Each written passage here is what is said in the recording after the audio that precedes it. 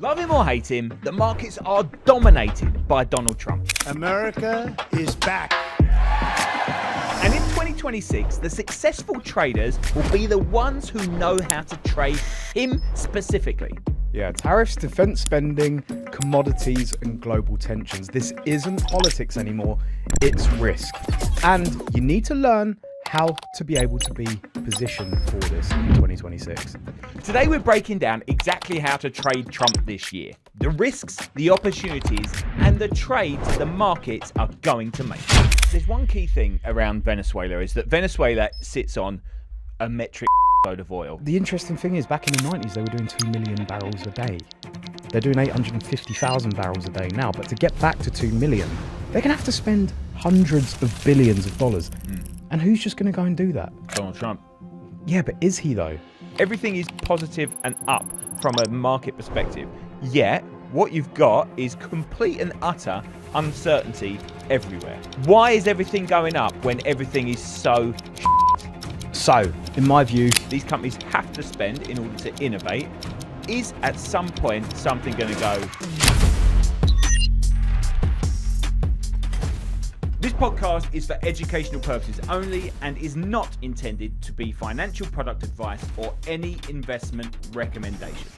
Stay tuned for additional disclaimers at the end of the episode. before we get into anything, right, this is going to be mainly about Trump because he's obviously on his high horse and going around the world doing crazy stuff. But don't you find him just a little bit funny? Yeah, I find him a little bit funny and also a tiny little bit terrifying.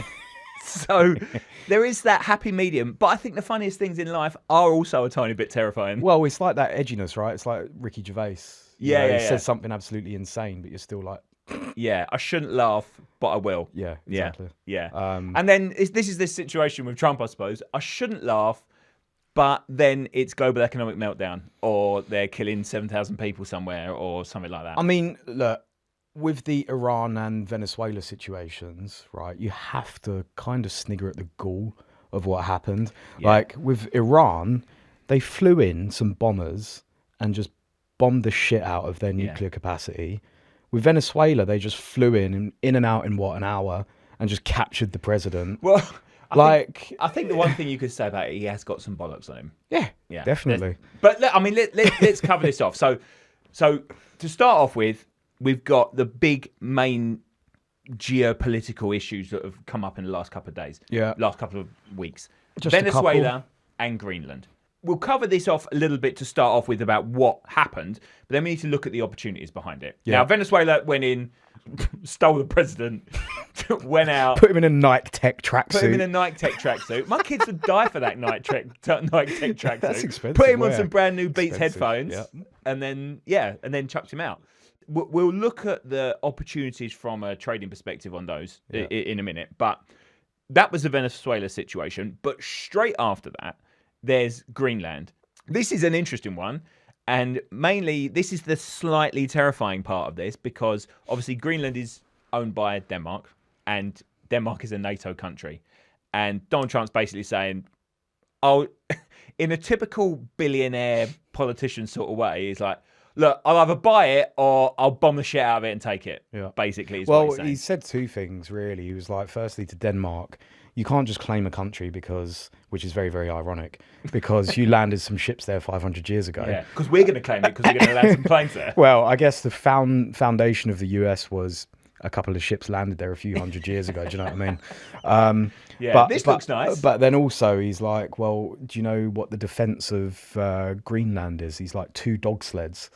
Greenland had their defense updated by Denmark and they gave them an extra dog sled. This is dead serious. Dog sled versus an F-16 is not a fair fight. Well, you got an F-35 now. It's basically a helicopter and a plane in one go. So an F-16. What am I, Tom Cruise in like Top 1991. But yeah, getting on to this. So the interesting thing I think about Greenland and this whole new story is that it kind of validates my belief that Venezuela wasn't about oil. Yeah, really. It's more about the capture of places and I guess other states so that Russia and China and Iran don't have the access. Yeah. Because there's loads of deposits in Greenland, but it's in the Arctic. Yeah. Now, I don't know if you've ever mined anything in the Arctic before. Not in Personally. 2026, I haven't. No. Okay, you did it last year, right? Cool. Yeah, it's last year. So November time. you'll know then that there's very thick ice, and Yeah. actually mining anything there is very difficult. Yeah. It's the same situation in Venezuela, because in Venezuela, the oil is basically asphalt that is on the floor. Now, that's fine because Mexico and Canada, well, Mexico has lighter oil basically, but Canada has very, very thick oil as well. Yeah. The difference is Canada has the money, the infrastructure, etc., to turn that asphalt type oil into usable oil. Yeah. Whereas Yeah. there's going to have to be billions spent in Venezuela to do anything with that oil. So that's my perception as to why it's not to do with the commodities necessarily. There's one key thing around Venezuela is that Venezuela is, when you look at what sort of oil deposits it sits on a metric fuckload of oil, right? Yeah. Fundamentally. Now, the issue being, if you look at, and in research for this, we were looking at the break-even prices, right? Yeah. Now, the break-even price for Venezuela is the highest in the world. Yeah. Now, obviously, it's like $125 a barrel. It's roughly as an around average. that. Yeah. But even if you bring that back and say it's above $100, how long has it been since oil's been above $100? You know, a long time. Couple of years now for a consistent base. But obviously that was to do with COVID and Russia exactly. and stuff like that. So it costs a fortune to take the money out, to take the oil out of the ground in Venezuela, which is why Venezuela has never necessarily been an oil-rich country like the Middle East, right? Well, the interesting thing is, back in the 90s, they were doing 2 million barrels a day. They're doing 850,000 barrels a day now. But to get back to 2 million, because all of the politicians, the Chavez, pro-Chavez people and pro-Maduro people, they've all kind of done things independently and taken money out. Yeah. No money has been put back in. So that it's collapsed from 2 million down to 850 because there's been no upgrading of the infrastructure. Yeah. And so to get back to those 1990s levels, they're going to have to spend hundreds of billions of dollars. And who's just going to go and do that? Donald Trump. Yeah, but is he though? Because really, the way that I see it is that returns can be found better elsewhere. They might do a little bit. Yeah. But I don't see them getting back to 2 million. I suppose this is exactly why it's a land grab play to make sure that none of his enemies, if you like, can station anything in those. Because let's face it, Maduro was a friend of Russia, right? Friend of Iran, China, a friend of China, right? So that being the issue, and you can easily arc back to Cuban Missile Crisis situation. Now, obviously not as at the forefront where there was actual missiles sitting in Cuba ready to be fired, but let's look at how, from a trader's perspective, what are the things that we look at to how do we profit out of this? Yeah, because the natural thing to say is commodities, right? Oil prices. Let's look at oil or oil stocks. That's the natural place to go. And of course, naturally, that will be something that does crop up. But for Venezuela, the only real company that had any sort of contract in Venezuela was Chevron. Yeah, and I think it's interesting looking at Chevron's price there because we saw the spike. And then when everyone realised that the Venezuelan oil was basically pretty much impossible to extract and make a decent profit out of, it just fucking went straight back down again. And I think that highlights exactly the thing that I was saying, is that it's going to cost so much money to get that oil out. It's just not going to be profitable for ages. So Chevron being one of them, and you can obviously if you were to look at charts of a lot of these other companies, ConocoPhillips and other big oil companies, they all reacted very similarly. However, one of the things that we were speaking about previously was, how do you make that oil that you do get out of the ground better? Will you refine it? Yeah. Right? Valero is an oil refining company. So is it a case of refiners actually become the play here rather than the oil companies themselves? Very possibly. I think if they're getting an increase in oil that requires refining, even if the capacity or production or output of Venezuela. Yeah, we found just some new oil down in Spain. Even if the output doesn't actually increase in Venezuela to that 2 million whatever barrels a day, we're still going to see all of that oil now go to the US refineries in the Gulf. Yeah. Whereas obviously China was importing 80 to 85% of that oil. That's not going to go to China anymore. Yeah. Well, it might do. You know, Trump might say, oh yeah, you can buy it, but no longer at a big discount. Yeah. One thing Trump is still happy to do with China and Russia is take their money. Oh yeah, of course. But I think, yeah, it's definitely a play, but as long as it has that stranglehold and they actually want to refine it in the US. Okay, so separately to the oil side of things, which is a natural, defense spending is a key area. Now, obviously, times of geopolitical uncertainty, blah, blah, blah, we're going to get defense spending going up. And this isn't just the start of 2026. This has been last year as well. And all on the back of the US involvement in Russia and Ukraine. Europe has been arming themselves arming themselves is a bit dramatic, but you know, they've spent hardly anything on defense over the last however many years, and all of a sudden they've decided, oh yeah, shit, we need to spend some money on defense. I think Europe needs to arm themselves with some bollocks firstly, rather than just guns. Yeah. Because you need the bollocks to be able to fire the guns. Yeah, but guns will help. Of course, but there's a lot of stuff to sort out at home first within Europe, rather than thinking about, oh, who are we going to get into a fight with? Do you know what I mean? So I think that's one big thing, and I think that's where the US and Europe differ massively. But then the US has never really dipped down their defense spending. No, really. no, You exactly. know, going up exponentially every single year for the last however many years. So when we look at defense stocks, there's a couple that we've got here. We've got US company Lockheed, which obviously we're getting, and if you look at these charts, we're getting the similar reaction in all of them. You initially get jump up and then you get falls down, and it's exactly kind of got what we got here from Lockheed. But there's two. We've got Lockheed and we've got Rheinmetall in Germany, right? Yeah. So Wir haben Rheinmetall. So where do we go and why are they in? Just because defense spending is going up? I quite like the narrative. We're seeing more and more wars. We're seeing, wars are good for business. We're seeing Russia possibly having to fight battles on two fronts here. One more tacitly, one obviously very non-tacitly versus Ukraine. Yeah. And so I think, looking at it from that perspective, it's kind of like the rising tides lifts all boats. If one country's increasing defense spending massively, and they're an enemy, if you like, then other countries are going to have to do it as well, because you can't be left without in such a kind of geopolitically sensitive time. Well, it's another Cold War, right? We can safely say this is another Cold War that we're in. Well, a load of different parties, to be perfectly honest. But there are actual wars going on, of course, and that can't be ignored. Russia and Ukraine being the biggest, or the one that's been going on for the longest. But when we talk between the US and Russia and China, this triangle of power, if you like, that Cold War and the threat that has on the rest of the world has to push defense spending higher. And that's exactly why these stocks are in play. And obviously, Trump's been putting pressure on NATO as well, the European nations, to increase their contributions in terms of defense to GDP. That ratio needs to go up, because he's like, well, we're spending all the money, we're protecting you. And if you look at von der Leyen when she was defense minister of Germany, she armed German soldiers with broomsticks for practice. Me, quite frankly.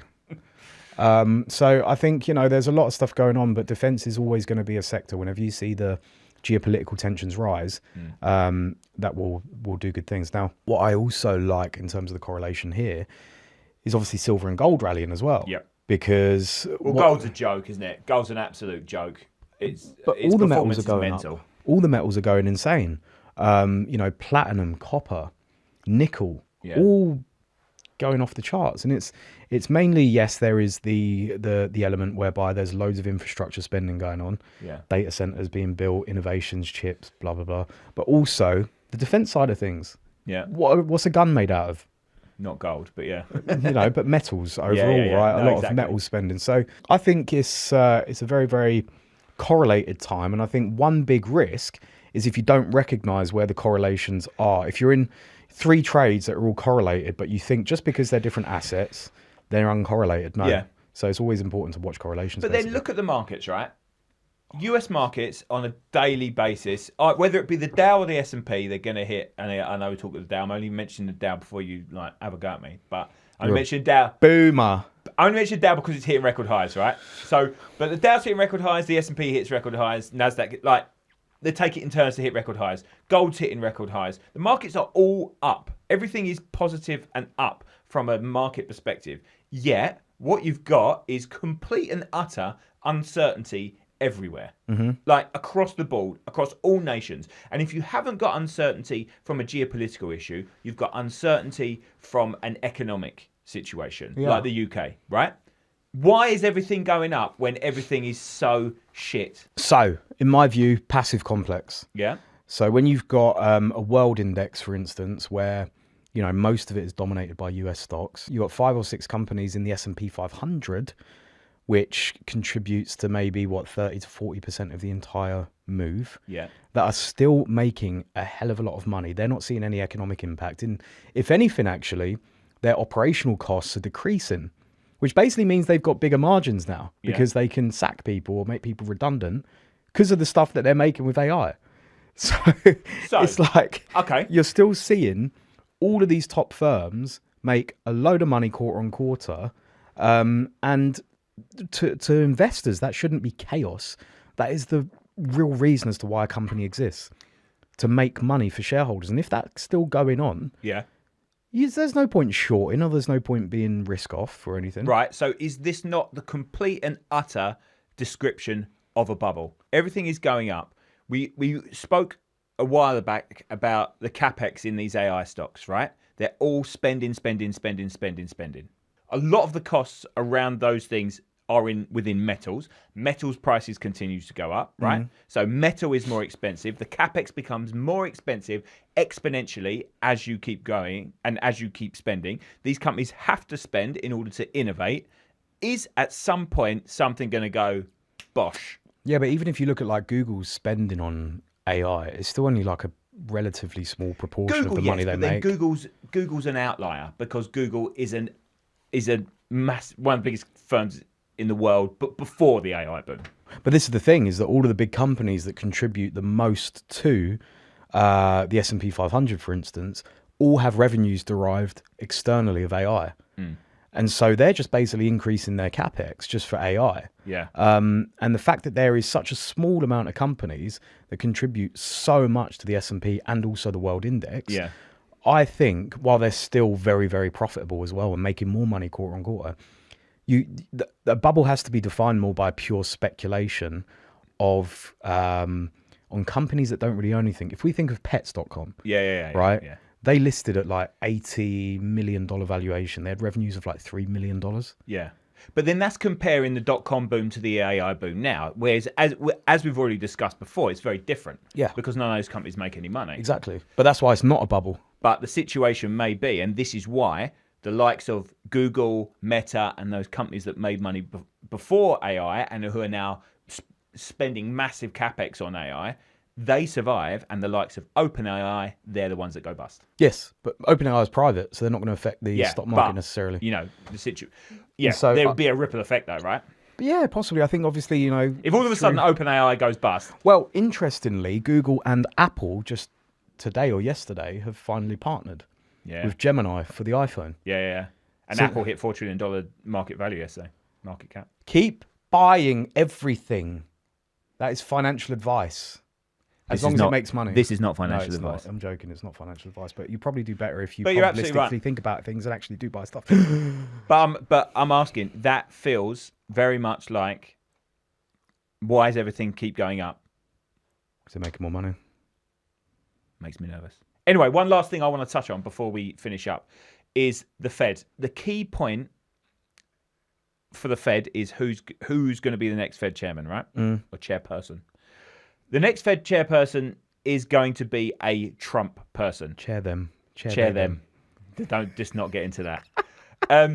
The situation that we have here is over the last week, Jerome Powell has been investigated for a $2.5 billion renovation to the Fed offices. But did that actually have $2.5 billion? That's massive. It seems like a lot. That's a huge amount of money. But separately, is it actually $2.5 billion? $2.5 billion. Fucking renovate some offices. Yeah, new chairs and desks. Jerome Powell has come out and actually said, "This is because I won't do what Donald Trump says." Basically, paraphrasing. Jerome, mate, $2.5 billion to renovate some offices. But it's nervy times because he's out soon. You've got central bankers around the world coming together and saying this is a joke. Trump can't be doing this. Obviously, Trump doesn't care. He's not bothered. No. But the situation will happen where you will get a Trump head of the Fed. And a Trump head of the Fed cuts rates continuously. Do you know what the thing is, right? And that's good for markets, obviously. Terrible for the dollar, but it comes back to this. Last quarter, US growth was 4.3%. Yeah. Yeah. Yeah, that's it, I suppose. Can you argue that he's been really good or argue against the fact that Trump's been really good for US growth in 2025? Yeah, but it's not all about, it's about market stability. It's about everything else. But do you remember everything. When global markets? But do you remember when all the economists said about the tariffs? They were like, this is going to wreck everything. They cut the trade deficit in half. That was this time last year, pretty much. The trade deficit's cut in half in a year. Yeah. Like, look, you can have... It's almost like separating the man from the music when you find out that someone's a nonce, right? You've got to say, all right, I don't really like things that Trump does, but look at the data. Yeah. It almost feels like Groundhog Day. This time last year, we were talking Trump and Musk and tariffs and everything else. And this time this year, as in now, doesn't make sense, but we're talking Trump again. So what do you think? Does Trump dominate the markets? Well, that's not even a question. He does. Like, subscribe, let us know what you think about Donald Trump without getting me banned from the US. This podcast is for educational purposes only and is not intended to be financial, product advice, or any investment recommendation. It has been prepared without taking your objectives, financial situation, and needs into account. Any references to past performance and forecasts are not reliable indicators of future results. For more information, visit axi.com.